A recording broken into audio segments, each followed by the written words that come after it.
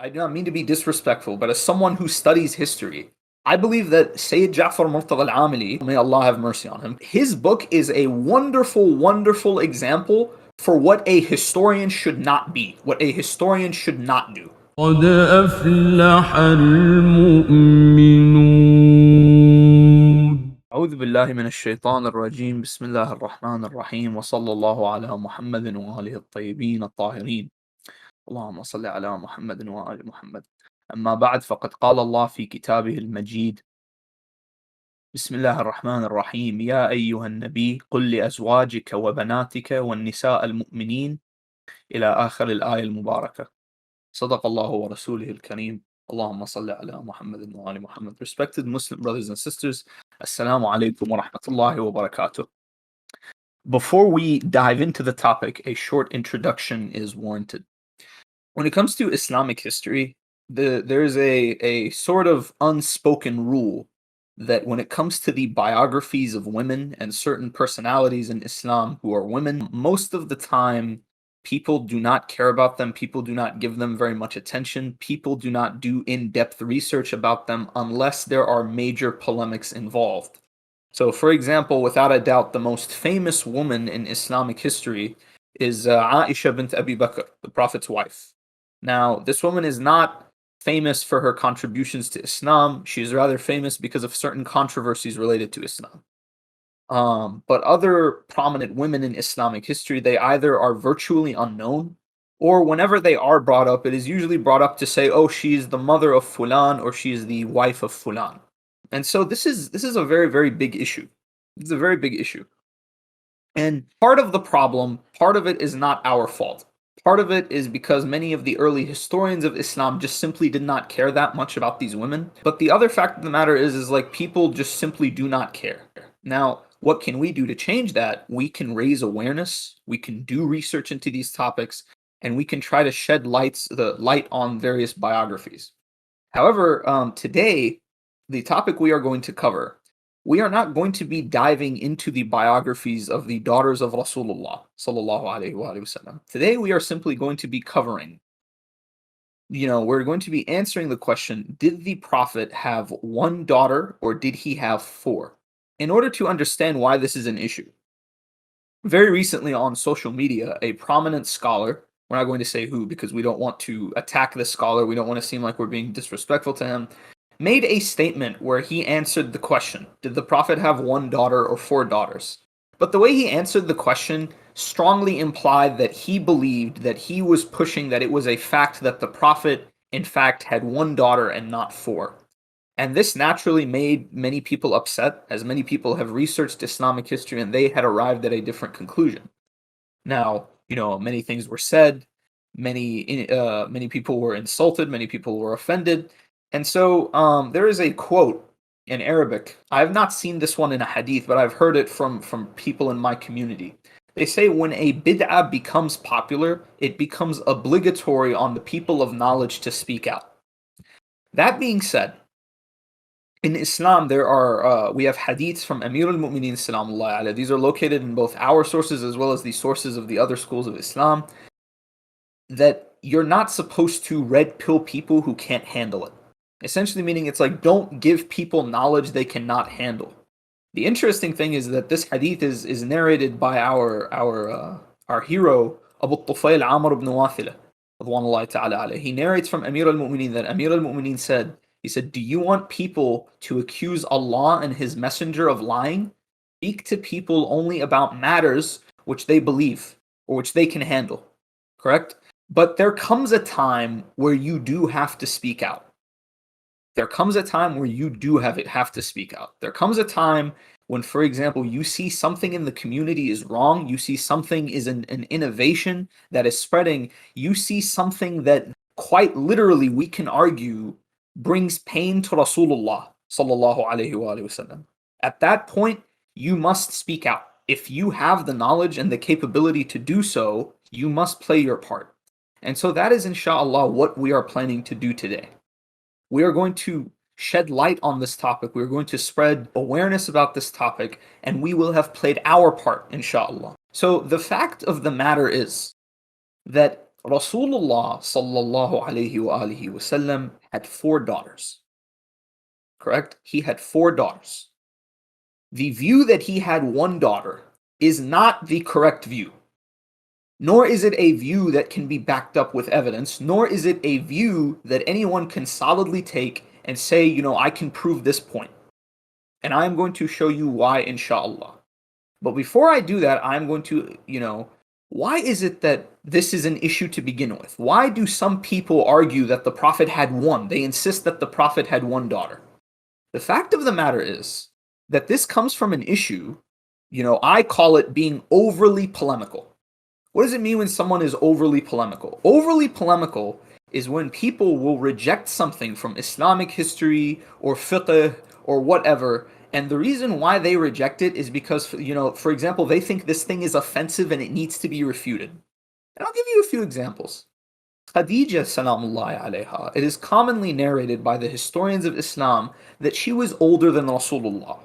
Granted, Ibn Ishaq says she was 40 years old. We do not accept this. We accept the narration of Ibn al-Kalbi that she was about 28 years old when she married the Prophet and he was 25. Correct? But some people, being overly polemical, it is offensive in their community, the idea of an older woman marrying a younger man. What are they? Oh, this narration must be fabricated. It must come from the Nawasib. Correct? Other people, for example, you will narrate to them that, for example, our imams had dark skin. And they'll get offended. They say, oh, no, that's not true at all. This comes from the Nawasib. This must be a fabrication. There are many other examples of where we, the Muslim community, have become overly polemical. We have become overly polemical. We need to realize something, and this is very, very important. When it comes to the history of Islam, when it comes to these personalities, the Ahlul Bayt alayhim salam, we have to keep in mind that we are not worshippers of idols, correct? The Ahlul Bayt, the Prophet sallallahu alaihi wasallam and his household, and the companions of the Prophet, the noble companions of the Prophet, the loyal companions of the Prophet, the Imams alayhim salam, the companions of the Imams, these people are not statues. It is not, to me, it is not my decision to, decide how they look like or to decide the matters of their personal lives. The Imam imprints on me, not vice versa. I don't imprint on the Imam. I don't try to change the Imam or change the Prophet to suit the world I live in. I let them change the world I live in, change my worldview. So that is the issue with being overly polemical, my brothers and sisters. You cannot simply reject something because it does not fit with your worldview. Now, what is the issue with Rasulullah having 4 daughters? The issue is that these 4 daughters of the Prophet, each of them were married, to prominent personalities. The most famous of the Prophet's daughters, and the greatest of his daughters, and the greatest woman who ever lived is Sayyidat Nisa al-Alameen, Fatima al-Zahra, salamullahi alayha. She was the wife of Amir al-Mu'mineen Ali ibn Abi Talib. The other 3 daughters of the Prophet are his daughters Zainab, Ruqayya, and Kulthum, salamullahi alayhim ajma'in. Zainab was married to Abu al-As ibn Rabi', and the other 2 were married at one point to Utbah and Utaybah, the sons of Abu Lahab, and then they were married to Uthman ibn Affan, who is most famous for being the 3rd Khalifa of Islam and the sort of godfather of the Umayyad dynasty. Some people do not like the idea of the Prophet letting his daughters marry Uthman ibn Affan, nor do they like the idea that they were married to men who were kuffar. So what do? Say, oh, no. This is fabric. This is not true. This is propaganda. It is clear that the Prophet had 1 daughter. Our research shows that the Prophet had 1 daughter. It is not possible that the Prophet would do such a thing. Who are you to tell the Prophet what to do? Who are you to decide what the Prophet would and would not do? Do you see the issue? Do you see the gravity of this issue and why we have decided to address it? When it comes to the daughters of the Prophet sallallahu alaihi wasallam, as we said, we are not going to dive into their biographies because, wallah, we do not wish to do them any injustice. But we are going to refute this idea that they were not in fact his daughters, but they were adopted, which is the view that people have started pushing. They say, this is the view of our ulama. And I want to address something really quickly before we dive into any further. Most people, when you ask them, say, what is your proof that the Prophet had 1 daughter instead of 4? What they'll tell you 9 times out of 10, this is literally what they say. Well, Ja'far Murtadha al-Amali wrote a book about it. Okay, Habibi, Ja'far Murtadha al-Amali's book is like, I believe it's 35 volumes, the one on the Prophet. I believe his one on Amir al-Mu'mineen is longer. Ja'far Murtadha al-Amali's book, I guarantee you, most of the people who cite this book as proof that the Prophet had only one daughter have not actually read the book. And that's the sad reality. It's like most people don't read the Quran regularly and they expect you to believe they read an entire series, like a whole seerah series, multiple volume book on the Prophet. Say, no, but Ja'far Murtadha, the book is long, it must be true. Habibi, al-Bidayah wa Nihaya by Ibn Kathir is long, and that book is filled with garbage. A book being long does not mean it is true. The Bible is long. Have you seen how many books are in the Bible? They have to print it in such small text so that they can sell multiple copies of it. So most people will cite Sayyid Ja'far Murtadha al-Amali's books. But you know the funny thing? Ja'far Murtadha al-Amali, in fact, the best source for looking at his arguments about the Prophet's daughters does not necessarily come from his, his magnum opus Sahih min as-Sirah. It comes from another small booklet that is about 88 pages. We looked over some of the arguments that he made, and quite frankly, it is my opinion, and I do not mean to be disrespectful, but as someone who studies history, I believe that Sayyid Ja'far Murtadha al-Amali, may Allah have mercy on him because he passed away a few years ago, his book is a wonderful, wonderful example for what a historian should not be, what a historian should not do.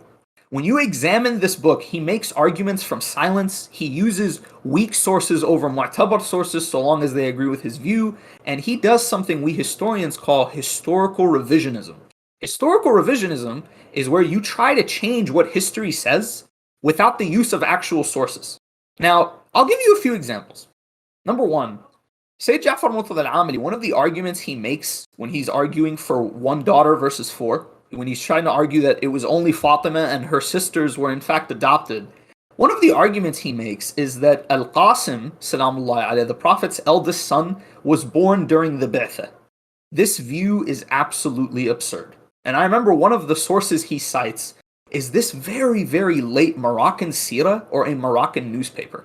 This, you really have to scrape the bottom of the barrel. Do you see how like problematic this is? You really have to be desperate for your argument to work. In order to make your argument work, you have to argue that Al-Qasim was born during the Bi'thah, when it is well known that he was born before the Bi'thah of the Prophet began. Another example, he argues that the personality of Halima Sa'diyah, the lady who breastfed the Prophet and raised the Prophet out with her tribe, he says this story is fake. He even goes so far as to argue, I believe, that this idea that Quraysh used to send their children out into the desert is not even true. It's just a legend, it's a myth. So first of all, I can name a well-known historical source that I don't think any Shia scholar would deny to prove this.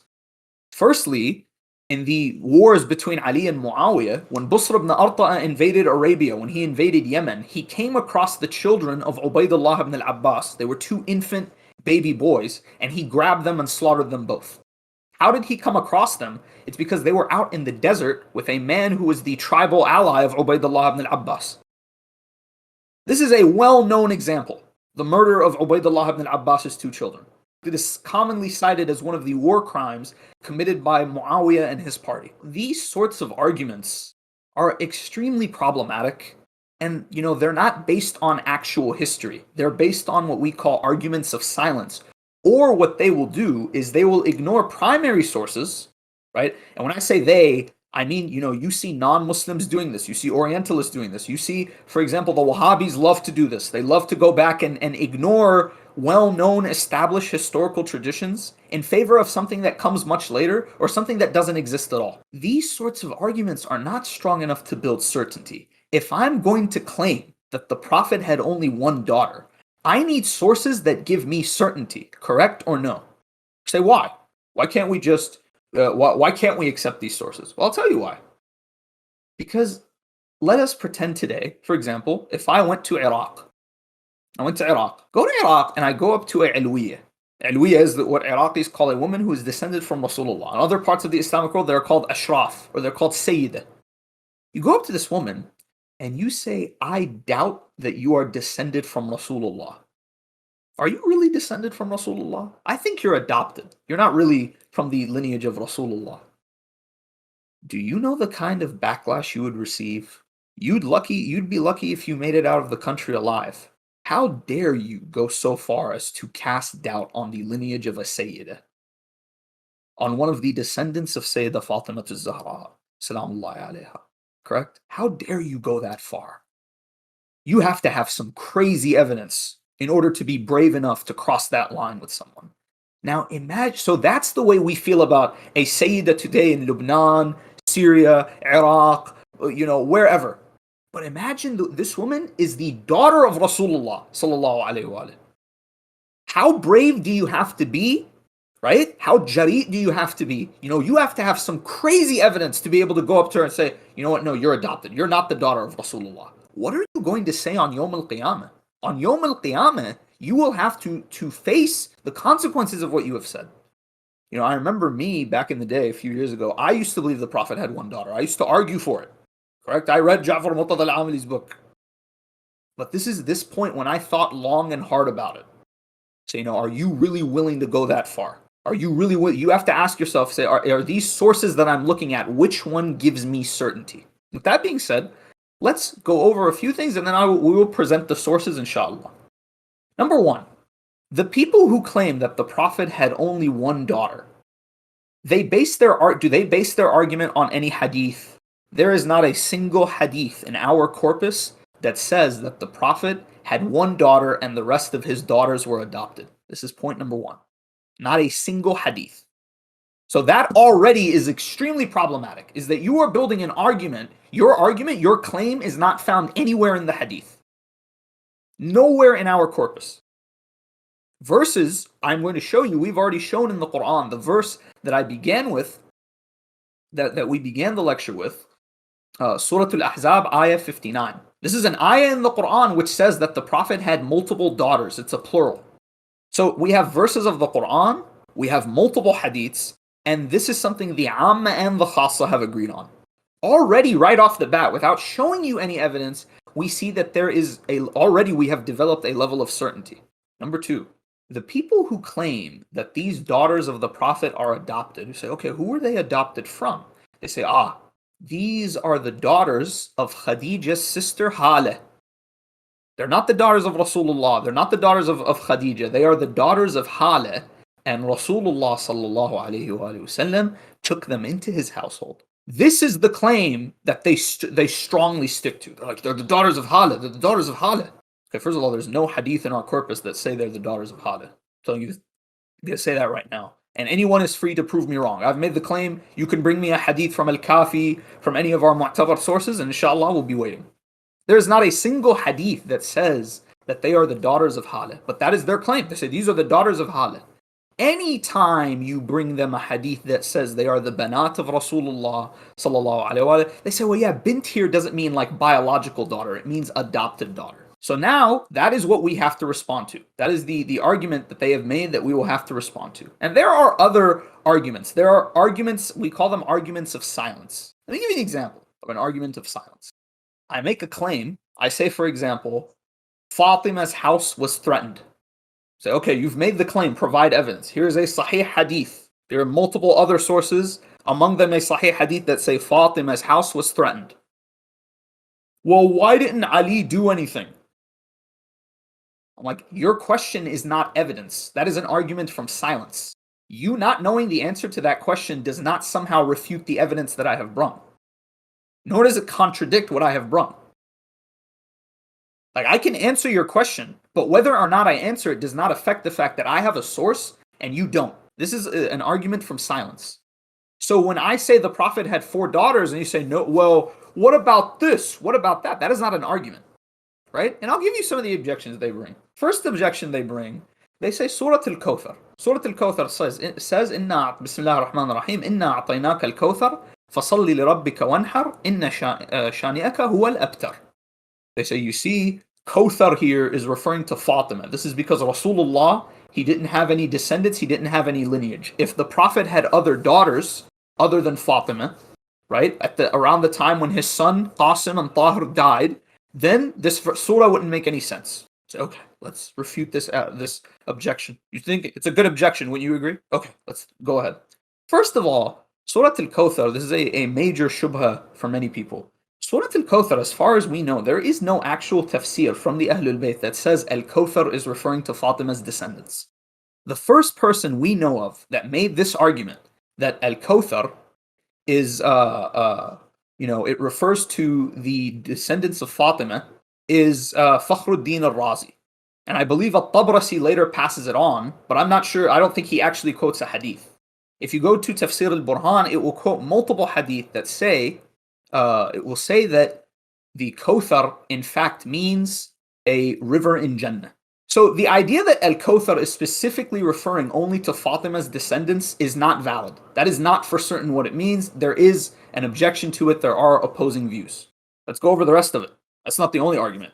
Inna shani'aka huwa al-abtar. The word abtar in the Arabic language, it refers to something that is cut. You know, when we talk about Betrul Ruwaya, the narration has been cut.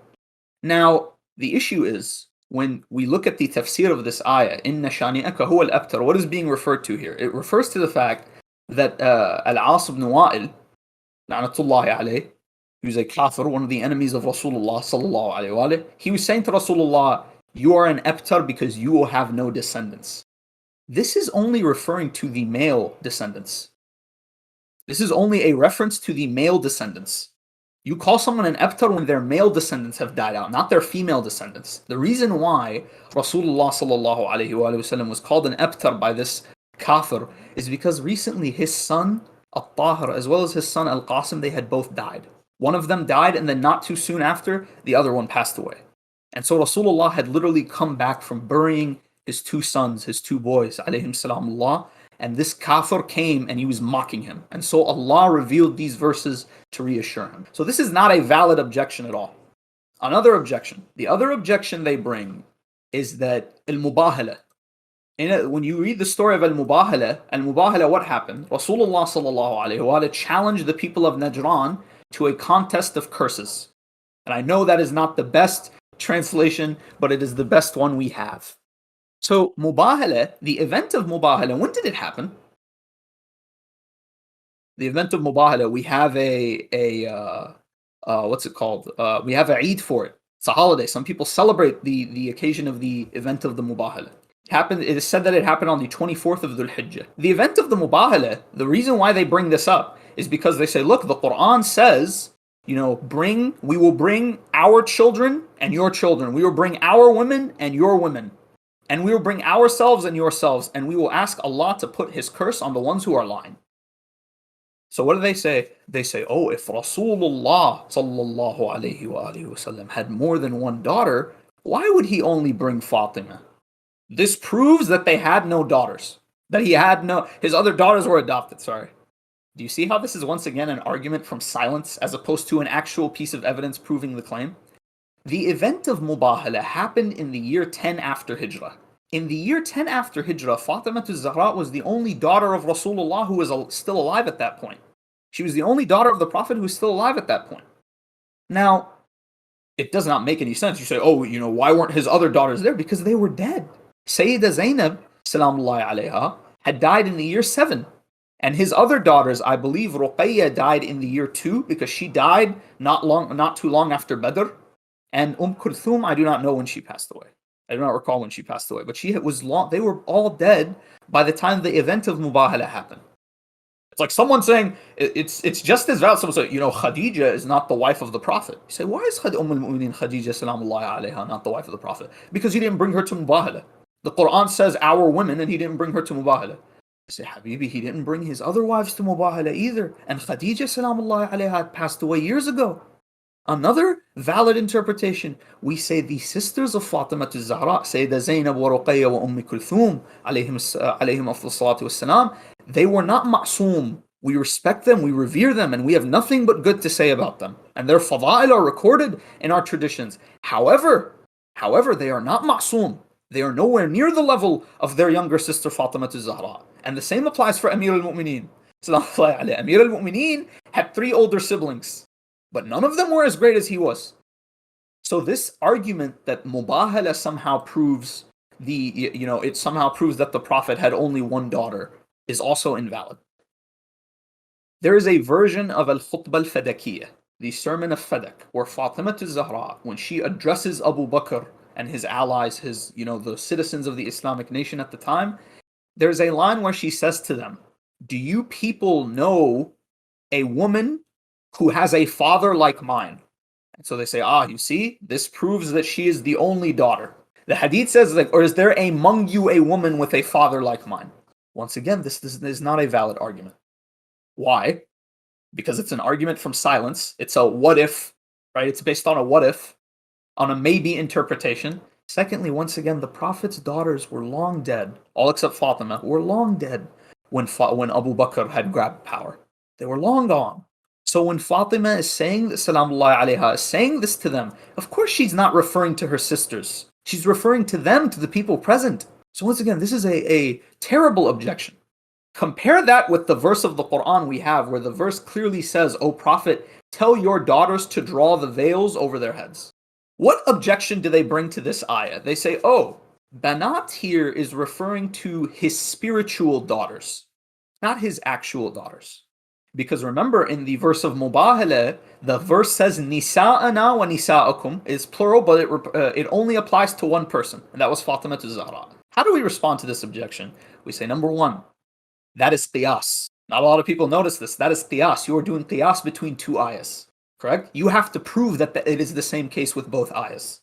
Because not every ayah, you're right, sometimes the plural can refer to one person, but not always. You have to prove that is the case here with the verse of hijab. Number two, when we look at this verse, the verse where the Prophet, which talks about hijab, right? The verse of the veil. What does the verse say? And I believe there are two verses which refer to the Prophet's daughters, I believe. One of them, I just want to double check, the verse that I cited, is that the one? Yes, this is not the verse of the khumar, it's the verse of the jilbab, which is the one of covering the body. When we look at this verse, and it's Quran Surah Al-Ahzab, verse 59, when we look at this verse, the argument is that, daughters refers to all the women, right? Your wives, and your daughters. Daughters doesn't mean his actual daughters. It means like the women of the Islamic community. I say, okay, so why then does it say the believing women right after? What's the believing women talk about? If it's referring to the women of the community, why is it just seems repetitive, don't you think? So this, once again, is not a valid argument.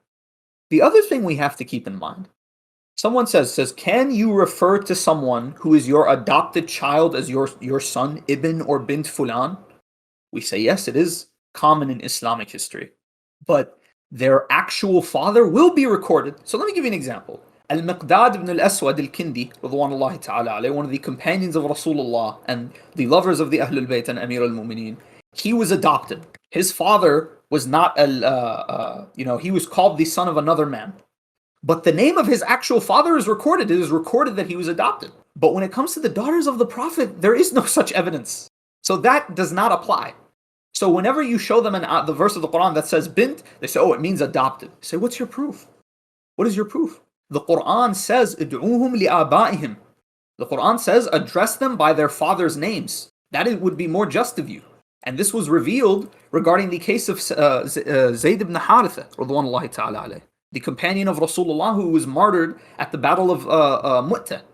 Zayd had been adopted by Rasulullah sallallahu alayhi wa alayhi, but he was still called Zayd ibn Haritha. And I believe there's a tafsir in Tafsir al-Qummi with a sahih chain where it says they used to call him Zayd Mawla Rasulullah sallallahu alayhi wa sallam. So the Quran explicitly says even when you adopt someone, you address them by their parents' name. So why then is that not the case with the daughters of Rasulullah sallallahu alayhi wa sallam? Now, let us take a look at some of the narrations proving that the Prophet had multiple daughters. Correct? The first one is from Al-Kafi by Shaykh Fiqatul Islam Muhammad ibn Yaqub al-Kulaini rahmatullahi alayh. Shaykh al-Kulaini records the following hadith. He says, he narrates with a sahih chain. Ali ibn Ibrahim has narrated from his father, from Ibn Abi Umayr, from Hamad ibn Uthman, who said the following. Abu Abdullah alayhi salam has said, Rasulullah sallallahu alayhi wa sallam was a father of daughters. That's one. Very short, very straightforward. The second hadith, and this one is a little long, so you will have to bear with me here. Mu'jam al-Ahadith al-Mu'tabara transmits this hadith, and we're using Mu'jam al-Ahadith al-Mu'tabara because it has the English translation. So, with his chain, he narrates that As-Sadiq Salamullahi alayhi arrived from Mecca, and the killing of Mu'alla ibn Khunais Subhanallah ta'ala alayhi was mentioned to him. He, Ismail, said so. He stood up in anger, dragging his garment on the ground. His son said to him, "O father, where are you going?" He said, "Even if it were a calamity that be in front of me, I would still head out towards it." So he went until he entered upon Dawood ibn Ali, who is the Abbasid governor of Medina. The Imam said to him, "O Dawood, you have committed a sin for which Allah will never forgive you." Dawood said, "And what is that sin?" He said, "You have killed a man from the people of Jannah." He then paused for a bit and he added, "Insha'Allah." Dawood said to him, "And you have also committed a sin for which Allah will never forgive you." The Imam said, "And what is that sin?" He said, "You married off your daughter to so-and-so the Umayyad." The Imam said, "If I have married her off to so-and-so the Umayyad, then Rasulullah sallallahu alayhi wa wasallam had given in marriage to Uthman, and I have in the Messenger of Allah an example to follow." To the end of the hadith. This hadith clearly indicates that the Prophet had daughters and that he had married them, or one of them at least, according to this hadith, and it was in fact two, or actually in fact I think all three were from Bani Umayyah, married men from Bani Umayyah. Right, Abu al-As ibn Rabi', his lineage is a little funny, not funny, I'm sorry, fuzzy, because he goes back to Abd Shams, correct? Which is is a closely related tribe to Bani Umayyah. So the first hadith, al-Kafi. Second hadith, Rijal al-Kishi with a sahih chain. Third hadith, al-Shaykh al-Tusi, rahmatullahi alayhi, Shaykh al-Ta'ifa al-Tusi. Shaykh al-Tusi records in Kitab Tahdhib al-Ahkam, and I would like to thank the Sayyid who made the scan for this, and I will read the English translation. In Tahdhib al-Ahkam, it says the following. Shaykh al-Tusi narrates, and this chain is sahih according to I believe it was Allama Majlisi, the Muhammad Taqi al-Majlisi, the father of the famous Allama, in his book Milad al-Akhyar. He graded it Sahih. I'm sorry, Hasan. So he narrates the following. He says, Imam al-Sadiq said, and this is a dua or a slash ziyarah, "O Allah, send blessings to Al-Qasim and Al-Tahir, the sons of your Prophet. Salamullahi alayhi. O Allah, send blessings upon Ruqayyah, the daughter of your Prophet, and curse whoever harmed your Prophet through her. O Allah, send blessings upon Kulthum, daughter of your Prophet, and curse whoever harmed your Prophet through her. O Allah, send blessings upon the progeny of your Prophet." Very clear cut. Another hadith from Tahdhib al-Ahkam. Both of these are in volume 3, by the way. So the first one was hadith number 38. The second one is hadith number 69. This one is Dha'if kal-Muwaththaq, weak like a reliable. He narrates the following. And again, this is the same book by Shaykh al-Tusi. He narrates, "And Zainab, the daughter of the Prophet, passed away, and Fatima went out amongst her women and preyed upon her sister." This hadith is cited by Shaykh al-Tusi to prove a fiqhi point, to prove that a woman can attend a janazah. The next hadith, Al-Shaykh al-Himyari, in his book Qurb al-Isnad. Qurb al-Isnad is a very underrated book, and this is recorded very early in the book on page 9. Qurb al-Isnad is a book. It is written with the intention of collecting hadiths, but with very, very short chains of narration. Now, for someone who, if you love your hadith science, you love history, you love short chains of narration, because the shorter the chain of a narration is, the more primary the source, correct? And the easier it is to check the rijal of the chain. So in this book, Qurb al-Isnad, Shaykh al-Himyari records the following. He says, and again I'm reading the English translation, Imam al-Sadiq from his father said, "The children of the Messenger of Allah from Khadijah." This is a direct challenge. You say, oh yeah, these are not the daughters of Khadijah. Bint Rasulillah can mean adopted daughter. Right? These are not the daughters of Khadijah. They're the adopted daughters from Hala. You say, no, we have a Sahih hadith that says bit from Khadijah. He says the children of Rasulullah sallallahu alayhi wa sallam were Al-Qasim, Al-Tahir, and the name of Al-Tahir, by the way, is Abdullah. Al-Tahir is just the nickname for him. Kulthum, Ruqayyah, Fatima, and Zainab, salamullahi alayhim. And Ali alayhi salam married Fatima alayhi salam. And Abu al-As ibn Rabi', and he is from Bani Umayyah, married Zainab. And Uthman ibn Affan married Kulthum, and he did not enter into her until she passed away, and Rasulullah married him to Ruqayya in her place. Then the Messenger of Allah sallallahu alayhi wa sallam's child from Ibrahim salamullahi alayha is Ibrahim, and she is Maria al-Qibtiyya. Another hadith from Shaykh Thiqatul Islam Kulaini, rahmatullahi alayh. He narrates the following, and this is a hadith about food. You would not find this in the biographies. This is in, I believe it's volume 5 or volume 6. It deals with food. The hadith of the truffle. Truffles, by the way, a food, if any of you guys haven't had them, they're a delicacy. Sometimes they can be very, very expensive. But the hadith says, and this is one of the few hadiths that is narrated, in our corpus, is narrated from women. Women do not often narrate hadith, but this is a famous example, correct? From Abu Basir, from Fatima bint Ali, the daughter of Amir al-Mu'mineen salamullahi alayh, from Umama, the daughter of Abu al-As ibn al-Rabi'. So Umama was the daughter of Zainab, the daughter of Abu al-As ibn al-Rabi' radwanullahi ta'ala alayh, and Sayyidah Zainab alayhi salam. So this is Rasulullah's granddaughter. Amir al-Mu'mineen salamullahi alayh, and this is a very sad narration. It is recorded that when Fatima Zahra was dying, she said to Amir al-Mu'mineen, she said, Ya Amir al-Mu'mineen, after I pass away, you may marry whoever you please. And this is a discussion for another day. But a lot of people have this idea that when a man's wife dies, he's not supposed to marry after her. This is not true. This is actually horrible, because you are in fact encouraging a person to stay away from a sunnah of Rasulullah sallallahu alaihi wasallam. And this happens to this day. When a man, he's a fully grown man, he has children, his wife passes away, he wants to marry again, his children will sit him down and they'll say, Baba, you can't marry another woman, we won't allow you to marry another woman. He said, what are you doing? Have some respect. Look at what Sayyidah Fatima Zahra said to her husband. She understands that a man should be married. She said to Amir al-Mu'mineen salamullahi alayhi, you may marry whoever you want after me, but please marry my niece Umama.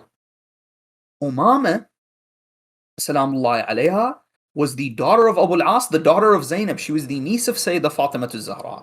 She said to Amir al-Mu'mineen, marry her because she will love Hassan and Hussein the way I love them. Because as you know, Hassan and Hussein, they were very young when they lost their mother Fatima Zahra. Fatima knew this, so she was, trying to find a way to make life easier for her children. She said to Amir al-Mu'mineen, married Umama. And Amir al-Mu'mineen did marry her, and he had children with her. One of them is Fatima, the daughter of Ali, and I believe the other one is Muhammad al-Awsat, who is mentioned he was mentioned at Karbala, but I'm not sure if he was martyred at Karbala. He may have survived.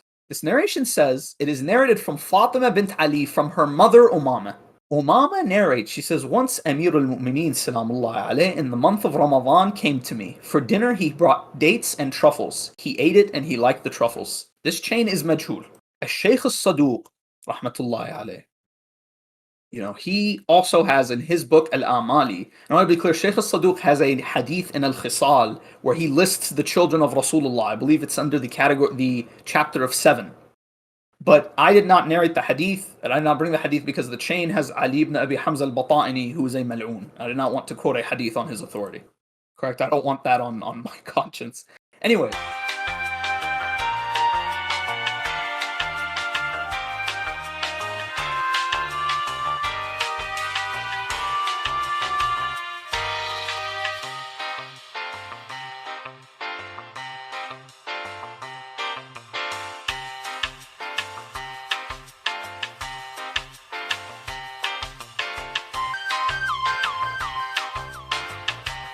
Anyway, the next hadith I will show is from al-Amali by Shaykh al-Saduq. This is a very long hadith.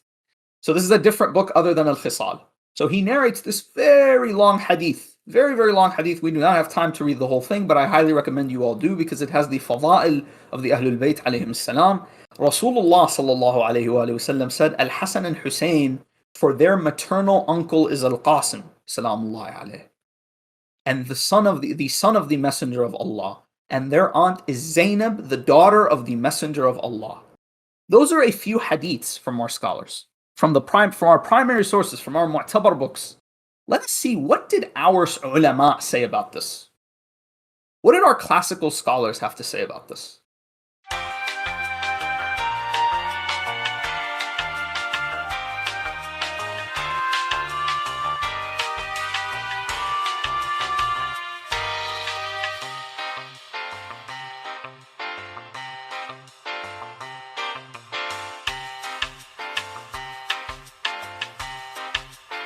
Did any of our classical scholars believe that the Prophet had only one daughter? Or did they believe the opposite, that he had four? Shaykh al-Kulaini records in Al-Kafi. And you're thinking, wait a minute, Shaykh al-Kulaini, I thought you said you're giving us the views of the ulama, not hadith. Shaykh al-Kulaini does this thing in the first volume of Al-Kafi when he introduces the biographies of the imams, where he'll give you basic information, correct? It's not a hadith. It's just a short, it turns into a rijal book for a minute. So this is a hadith 0 we would say, on the birth of Rasulullah sallallahu alaihi wasallam. So he records some information about his birth, some information about when he died. Actually, no, he does not. I don't believe he records anything about his death. He records up until his hijrah. So he says the following. He married Khadija salamullahi alayha when he was 20 and some years old. From Khadija, before receiving the divine message or the divine commands, his children were born Al-Qasim, Ruqayya, Zainab, and Kulthum. Of his children born after he received the divine message were Al-Tayyib, Al-Tahir, and Fatima. And I believe Al-Tayyib and Al-Tahir are the two names for the same person. It is also narrated that after he received divine commands, no children besides Fatima and Al-Tayyib and Al-Tahir were born before he received the divine commands. This is a mistranslation, I believe. This hadith is Shaykh al-Kulaini just giving you the facts. He's giving you what he, as a historical researcher, knows for a fact. He says, these are the known facts about Rasulullah before I go into the hadiths about his biography. Does he say that these were the adopted daughters, or does he directly say these are the daughters of Rasulullah and Khadija? Next person we're going to give you, Shaykh al-Mufid. Shaykh al-Mufid is, my nickname for him is the historian of the school of the Ahlul Bayt, because he wrote some of our most important history books. And it is a shame that some of his history books did not survive. Those of you who want some of his books to read, you have, of course, the king is a Kitab al-Irshad, the book that to this day our khutabat refer to when giving you the basics on the lives of the imams. Correct? Al-Shaykh al-Mufid, rahmatullahi alayh, one of our greatest ulama, one of our greatest debaters, and one of our greatest researchers. Shaykh al-Mufid, rahmatullahi alayh, he narrates in his book, and I believe this is al-Rasail, the name of this book is a little difficult, al-Masail al-Akbariyah. Because Shaykh al-Mufid was from a place called Akbar, which was near Baghdad, is where he was born. It's a misconception that he was born in the city of Baghdad. But he says the following. وَسُئِلَ فَقَالَ الناس مختلفون في رقية وزينب هل كانتا ابنتي رسول الله صلى الله عليه وآله وسلم أم ربيبتيه. He was asked, they say, Ya Shaykhna, people have a difference of opinion. Were these the daughters of Rasulullah, or were they the adopted daughters of Rasulullah? Al-Jawab, the answer. أن زينب ورقية كانتا ابنتي رسول الله صلى الله عليه وآله والمخالف لذلك شاذ بخلافه. In English, he says, these were the daughters of Rasulullah, his direct daughters, and the person who opposes this is shadh in his view. Is shadh, odd, strange in his objection. Correct? That's Shaykhun al-Mufid. When you have Kulaini and Mufid agreeing on something, already there has weight. Is there more? Alam al-Huda. Sayyid al-Murtadha, rahmatullahi alayh. Sayyid al-Murtadha is possibly one of our most madloom scholars, my brothers and sisters.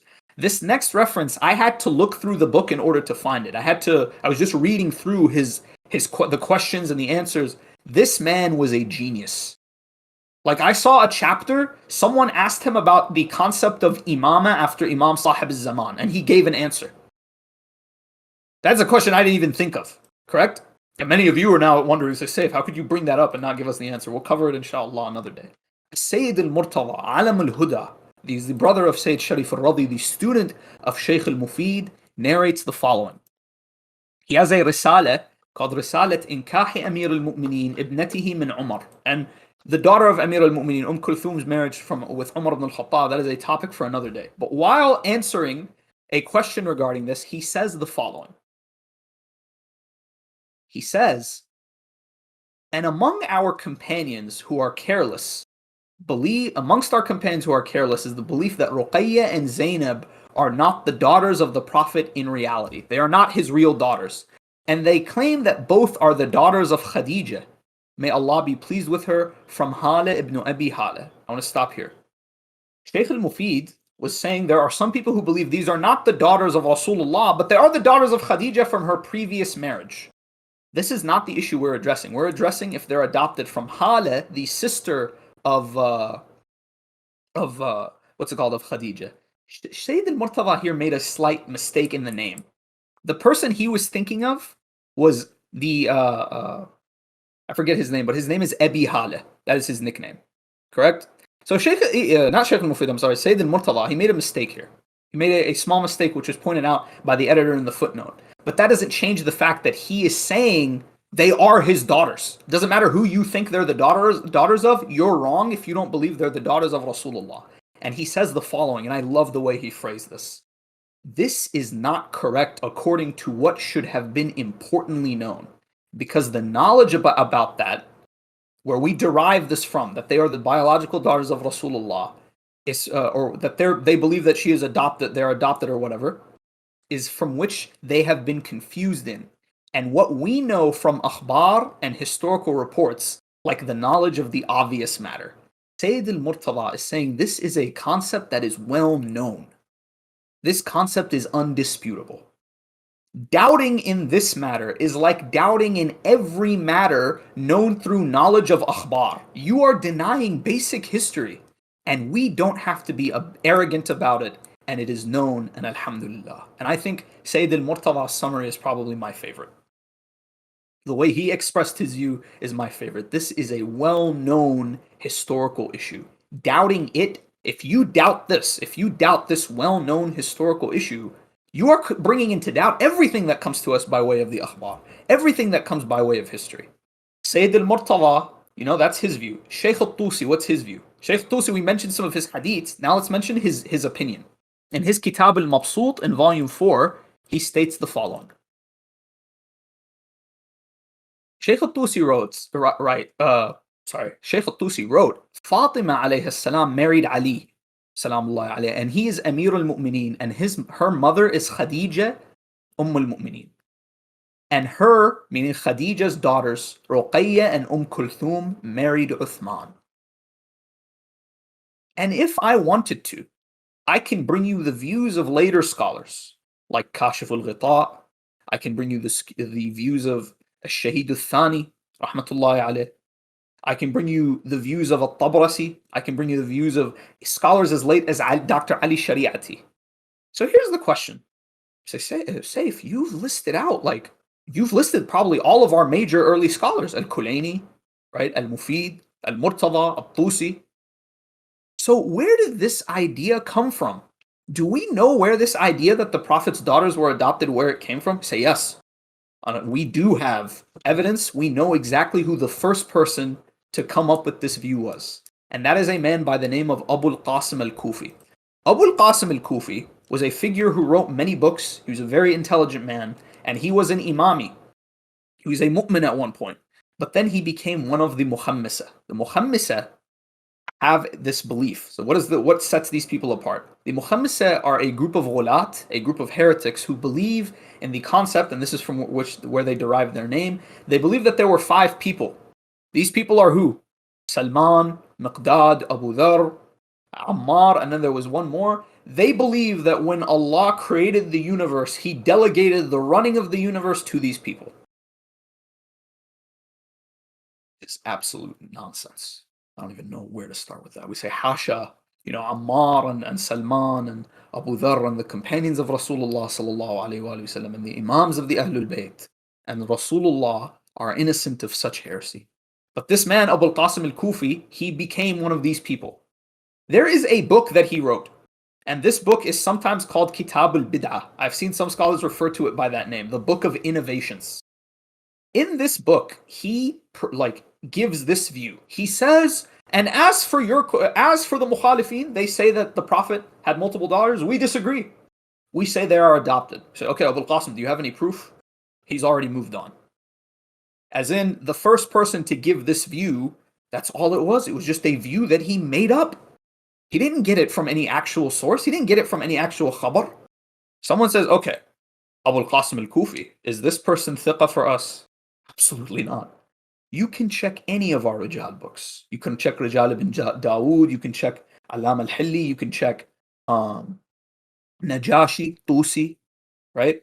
But for the sake of brevity, for the sake of saving you time, I'm just going to give you his tarjama from the book of Ibn al-Ghadari. Because I know we have some big Ibn al-Ghadari fans here. Ibn al-Ghadari writes about him in his Kitab al-Du'afa the following. Ali ibn Ahmad Abu al-Qasim al-Kufi. Ali ibn Ahmad al-Qasim al-Kufi, Abu al-Qasim al-Kufi, the propagator of ghulu, a liar, a ghali, the possessor of a bid'ah and a doctrine. I saw he has many books. He is not to be turned to. La yultafat ilayh. Don't look to him. Do not pay his views any attention. With that being said, so we've proven our point. We've disproven where this comes from. We've shown there's no hadith that proves this view. But you know what I found interesting? I've read a few blogs, articles, heard arguments. But you know what? There was something missing. I told you guys, the main argument these people stick to is what? They're the daughters of Haleh. So we've already proven that's not the case. But do you know what the final nail of the coffin is? Who is the eldest daughter of Rasulullah sallallahu alaihi wasallam? What was her name? Let's see who was paying attention. Sayyida Zainab. Zainab bint Muhammad. Salamullahi alayha. Correct? Wa sallallahu ala Muhammad. Sayyida Zainab, who was she married to? Who was she married to? Sayyida Zainab was married to Abu al-As ibn al-Rabi' radwanullahi ta'ala alayhi. And inshallah, I will do a biography of Sayyida Zainab and her husband, the story of Sayyida Zainab and Abu al-As ibn al-Rabi'. Inshallah, because the story of this couple is quite a beautiful one. But Abu al-As ibn al-Rabi' is the husband of a Sayyida Zainab. Do you know what's ironic? Abu al-As ibn al-Rabi', who is his mother? If you look into his biography, who do we know his mother was? Abu al-As ibn al-Rabi''s mother was Hala binti Khuwaylid. Wait a minute. So you're telling me that Abu al-As ibn al-Rabi', who is the son of al-Rabi' and his mother is Hala bint Khuwaylid, married Zainab, the adopted daughter of Rasulullah, who is the daughter of who? Of Hala. What does that mean? Zainab bint Hala and Abu al-As ibn Rabi' ibn Hala, they both married. What does that mean? It means you have a brother who married his own sister. How on earth is that acceptable? How on earth do you expect us to believe that Rasulullah gave his adopted daughter to her own full brother, and from this marriage a child was produced and Imam Ali married the child? Does this make any sense at all? Now, someone asks, says, do you have any proof of this? We say, yes, of course we have proof. Here is Ansab al-Ashraf by al-Baladhuri, primary source of Islamic history. Baladhuri, what does he say? He says, al-Wafi, he's talking about another figure, al-Wafi ibn Abi al-As, ummuhu, or not Abi al-As, I forget his name. فولد أبو العاص. Anyway, فالوفي, the person's name, أمه هالة بنت خويلد وهو أبي العاص بن الربيع من أمه. It's like, look, Abu al-As ibn al-Rabi', this is his brother. They're both the sons of who? Who is their mother? Hala bint Khuwaylid. Is that the only source we have? Of course not. It's not the only source we have. We have al-Mustadrak ala al-Sahihain by al-Hakim al-Naysaburi. He transmits the following report. He narrates the bio of Abu al-As, Dhikr Abu al-As ibn al-Rabi' radwanullahi ta'ala alayh. He says, Ummuhu Hala bint Khuwaylid ukhat Khadija. Clear as day. Next source, and this is the last source I will give for this matter, is Al-Isti'ab. Al-Isti'ab by Ibn Abdul Barr. In the bio of Abu al-As, he mentions the same phrase, وَأُمُّهُ هَالَ بِنْتْ خُوَيْلِدْ بِنْ أَسَدْ أُخْتْ خَدِيجَةَ لِأَبِيهَا وَأُمِّهَا. If you check the biography of Abu al-As ibn al-Rabi' in any of the biographical dictionaries, the books of Rijal, the books of Tabaqat, the biographies of the Sahaba, they will all mention this fact. It is not disputed who Abu al-As's mother was. I remember I saw it in Siyar A'lam al-Nubala. I looked at it. I said, this is not worth making a scan of. Like, it would just be a waste of my time.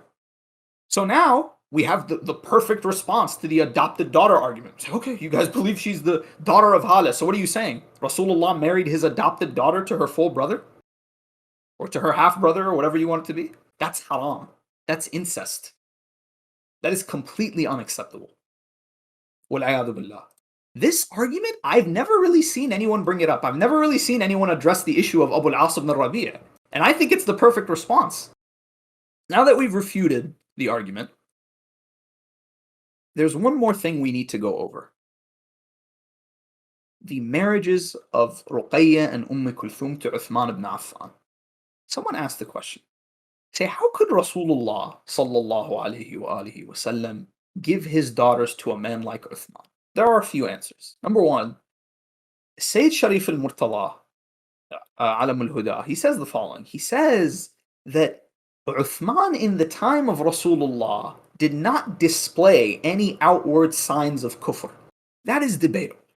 Sayyid al-Murtadha, that was his view, but I think that is debatable. Correct? Point number one. Point number two, if we accept that that Uthman ibn Affan was a munafiq, so you can't give your daughter to a munafiq. Say, why not? Where'd you get this ruling from? There are no ahkam for the munafiq. The only ahkam for the munafiq that we are aware of is the munafiq. The Prophet cannot pray over him. That's it. But the munafiq, outwardly, he is a Muslim. That means his rulings are the rulings of Muslims. Hence, that is why Amir al-Mu'mineen, salamullahi alayhi, when he fought his opponents who were munafiqeen, verily they were kuffar in the reality, according to our school, according to our narrations and our scholars. He used special rulings for them. He did not take them captives the way you would take a kafir captive, correct? Now, when it comes to the issue of Uthman, we say this man is a munafiq. Does that mean that the Prophet can't marry his daughters to him? We say no, absolutely not. Especially if it means it will benefit Islam. Because that is the Prophet's, his utmost priority is Islam, correct? Now, some other issues to go over. Rasulullah sallallahu alayhi wa sallam, something that, a title that our opponents have given to Uthman ibn Affan, they say Uthman is Dhun Nurayn. Dhun Nurayn, what does it mean? It means he is the holder, the keeper of the two lights. Do we accept this? No, we do not, and I will tell you why. First of all, there is no hadith that says that Uthman is the Nurayn, as far as I know. I've never come across a hadith where the Prophet calls him this. This is a nickname that was given to him later, and the man who gave it to him was al-Muhallab ibn Abi Sufra. Al-Muhallab ibn Abi Sufra was a general who served the al-Zubayr, and then when he saw that al-Zubayr were going to lose the civil war, he switched sides and he joined Ali Marwan.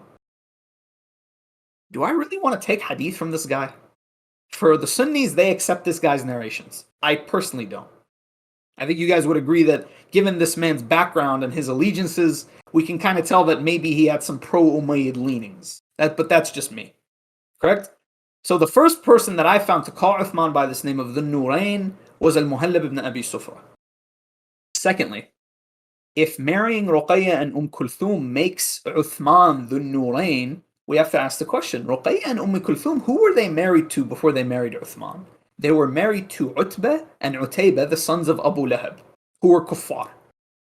Does that make Utbah and Utaybah each one Dhun Nur? We call him Dhun Nur? So this kafir is Dhun Nur because he was married to one of the daughters of Rasulullah? Say no, absolutely not. That's ridiculous. Do we have more? Yes, we do. We do have more. Correct? Dhun Nurayn is not Uthman. I'll tell you who Dhun Nurayn is. Dhun Nurayn is Amir al-Mu'mineen, salamullahi alayhi. Abu al-Hasan. He is Dhun Nurayn. Say how? Amir al-Mu'mineen was married to one daughter of Rasulullah. Uthman was married to two? I say no. Amir al-Mu'mineen was married to two daughters of Rasulullah. He married Fatima and he married Umama, who is the granddaughter of Rasulullah sallallahu alayhi wa alayhi. Amir al-Mu'mineen was Dhun Nurayn because he is the father of Hassan and Hussein alayhim salam. If anyone is the holder of two lights, it's the one who fought with two sets of armor on the day of Badr, while the other one was nowhere to be seen. Correct? Amir al-Mu'mineen salamullahi alayhi is Dhun Nurayn. Now, I'll bring up another point, and this point is a bit dangerous. A lot of you are probably going to be very shocked at what I'm about to show you, but I will show it to you nonetheless. Because when someone, if you're going to promote your Khalifa, here's what I'm going to do. I'm going to promote mine.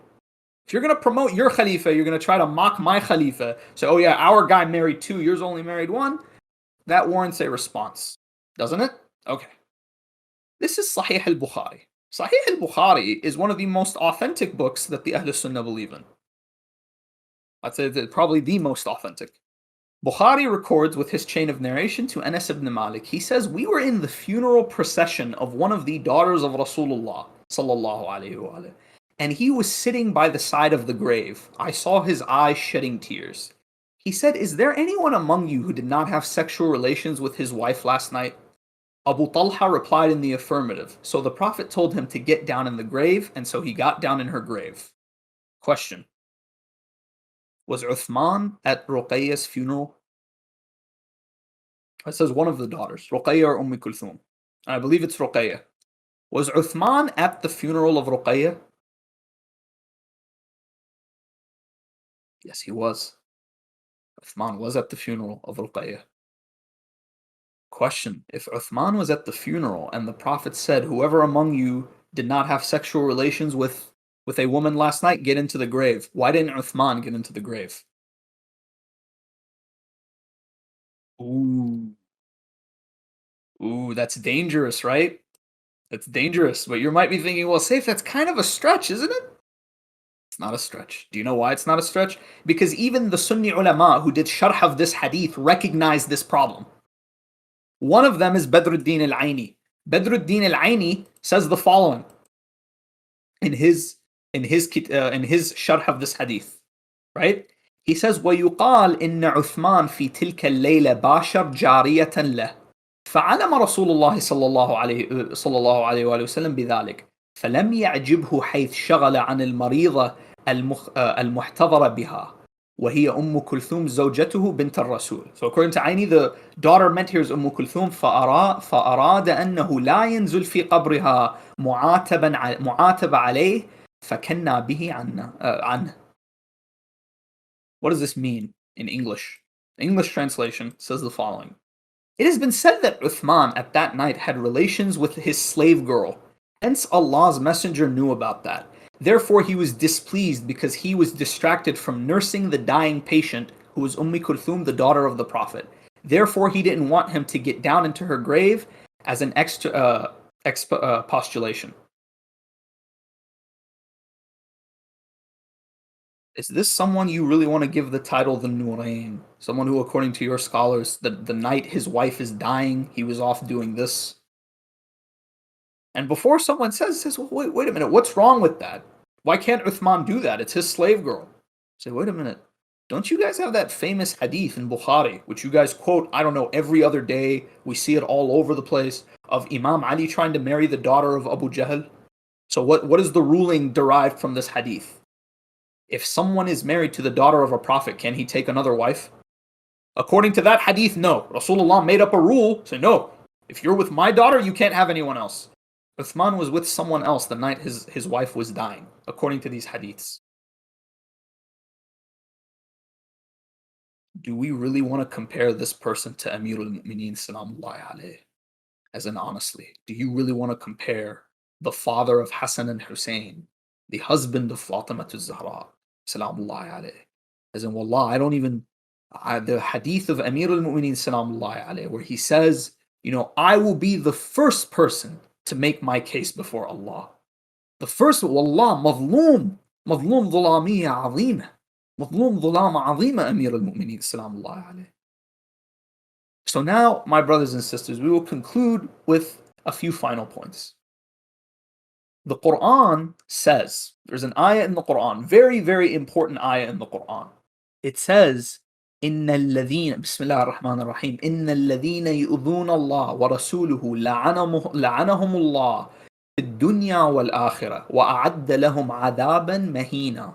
Those who hurt Allah and His Messenger are cursed. Allah curses them. Upon them is the curse of Allah, and Allah has prepared for them a punishment. Okay. There's an interesting story narrated in Kitab al-Irshad by Shaykh al-Mufid, rahmatullahi alayhi. He narrates that Buraidah, and this hadith is also narrated in the sources of our opponents. Buraidah, who is a companion, Buraidah was with Imam Ali in Yemen, and he had an issue with Imam Ali. And so Khalid ibn al-Walid saw this. What did he do? He said to him, you should go to Rasulullah and complain to him about what Ali has done during this campaign. So Buraidah went to Rasulullah. He's like, Ya Rasulullah, you're not going to believe what Ali ibn Abi Talib did. Man, Ali is in trouble now. He said, I'm going to complain to Rasulullah. And then Rasulullah, he's going to put Ali in his place. He says, he went to Rasulullah. And he said to him, Ali did this and this and this. And he saw the face of the color of Rasulullah's face change. And Rasulullah became upset. He said to him, Buraidah, you have hurt me. And so Buraidah at that moment, he began to feel fear. What did he say? He said, Ya Rasulullah, I seek refuge in Allah from hurting you. I seek refuge in Allah from your anger. How did I hurt you? He said to him, Buraidah, whoever hurts Ali has hurt me. And so Buraidah, he says, Ya Rasulullah, I do tawbah, I will never do this again. And Buraidah, from that day forward, he was one of the Shia of Amir al-Mu'mineen. He narrated many of the fada'il of Amir al-Mu'mineen. In fact, he was one of the people among his tribe who refused to give bay'ah to Abu Bakr. Buraidah, but he shows you, he says, the ones who hurt Allah and His Messenger. As in, Buraidah was literally on the brink of hellfire. And Rasulullah would say, slap some sense into him. Correct? We have to ask ourselves a simple question. If we know something hurts Rasulullah, sallallahu alayhi wa sallam, do we want to be included in this verse? Do you know what happens when you are included in this verse? Do you know who you are included alongside? You are included among the one who raises his voice on Rasulullah. The one who says to Rasulullah, you have lost your mind. The man is feverish. The man is sick. He doesn't know what he's saying. You are included with those who fought the Ahlul Bayt of Rasulullah sallallahu alayhi wa sallam. That is the goal of every mu'min, right? To avoid being included in this verse. We say, Inni silmun liman salamakum. I am at peace with whoever makes peace with you. Right? I have submitted fully to Allah Azza wa Jal in my obedience to you. So now we must ask ourselves the question. By denying that these are the daughters of Rasulullah, are we not hurting Allah's Messenger? Do you think Rasulullah would be pleased with us if he saw that we were doing this? That we are ignoring well-established narrations, well-established history for a set of weak evidence, weak arguments for the sake of being polemical? I ask you, my brothers and sisters, I leave that question open to you. Do you think that Rasulullah would be pleased with this? Or are you in fact hurting Rasulullah's daughters? Are you in fact hurting Rasulullah sallallahu alayhi wa sallam? That is the reason why we are discussing this. It's not for the sake of polemics. It's not for the sake of proving anyone right or anyone wrong. It is for the sake of avoiding, this grave sin of hurting Rasulullah sallallahu alayhi wa sallam. Correct? I wish to quote one last thing. It is narrated by Ibn Shahr Ashub, who I'm not a huge fan of Ibn Shahr Ashub and his works, but he narrates something, and Allama al-Majlisi transmitted it, as did al-Muhaqqiq al-Tustari. It is narrated, and I'm going to quote this from Qamus al-Rijal. He says the following. I forget whose bio this was in Qamus al-Rijal, but he quotes the following in his book. He says, ثم لا ريب أن زينب ورقية كانتا ابنتي النبي صلى الله عليه وآله وسلم والبدع الذي قال هو كتاب أبي القاسم المذكور.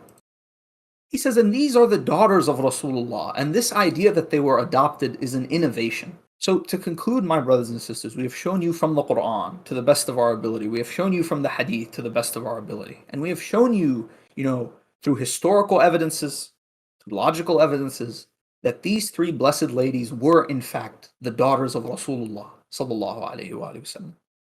Now, as we mentioned before, it is what people are trying to make this widespread. They're like, no, there's only one daughter. So even if it is widespread, most of the time what is widespread among the laymen is not true. So what can we do about this? What can we do? Present the evidence. Spread awareness, correct?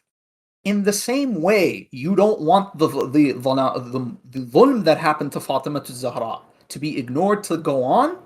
Speak out for these daughters of Rasulullah sallallahu alaihi wasallam. Bring attention, bring awareness. Because most of the people who believe he had only one daughter, most of the people who ignore the stories of these ladies, What's their issue? Most of these people, they simply don't know. They've never heard of them. So that's on you. That is on you and me to bring awareness. Correct? It is important that each and every one of us do our part to refute this innovation, as our scholars call it. And we seek refuge in Allah, Azza wa Jal. We seek refuge in Allah from transmitting anything about him or his family that is untrue. اللهم بحق محمد وآل محمد لا سيما بنات رسول الله زينب ورقية وأم كلثوم وسيدتهما السيدة فاطمة الزهراء فرج عنا يا الله. اللهم بحق محمد وآل محمد ارزقنا حج بيتك الحرام في عامنا هذا وفي كل عام وزيارة قبر نبيك صلى الله عليه وآله وسلم. اللهم ارزقنا زيارة الحسين بحق محمد وآله محمد. حائجنا وصل اللهم على محمد وآل the dhulm that happened to Fatima to Zahra to be ignored to go on. Speak out for these daughters of Rasulullah sallallahu alaihi wasallam. Bring attention, bring awareness, because most of the people who believe he had only one daughter, most of the people who ignore the stories of these ladies, what's their issue? Most of these people, they simply don't know. They've never heard of them. So that's on you. That is on you and me to bring awareness. Correct? It is important that each and every one of us do our part to refute this innovation, as our scholars call it. And we seek refuge in Allah, Azza wa Jal. We seek refuge in Allah from transmitting anything about him or his family that is untrue. اللهم بحق محمد وآل محمد لا سيما بنات رسول الله زينب ورقية وأم كلثوم وسيدتهما السيدة فاطمة الزهراء فرج عنا يا الله. اللهم بحق محمد وآل محمد ارزقنا حج بيتك الحرام في عامنا هذا وفي كل عام وزيارة قبر نبيك صلى الله عليه وآله وسلم. اللهم ارزقنا زيارة الحسين بحق محمد وآله محمد. حائجنا وصل اللهم على محمد وآل محمد